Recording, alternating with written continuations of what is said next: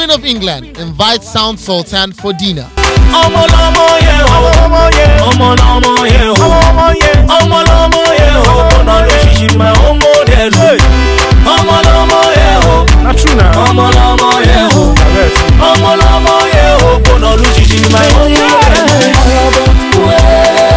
For Olaniwaju Fasasi, better known as Sound Sultan, it just keeps getting better. According to him, he has been invited to dine with the Queen of England. The Nigerian Ninjas artist, who is also a United Nations Peace Ambassador, Food Security Ambassador for Oxfam, songwriter and multiple award winner, revealed this when he shared a picture of an invitation which he received from the House of Lords. So you better shut up your mouth.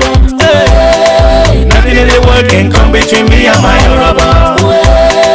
You say your girl is the best and so is my Yoruba.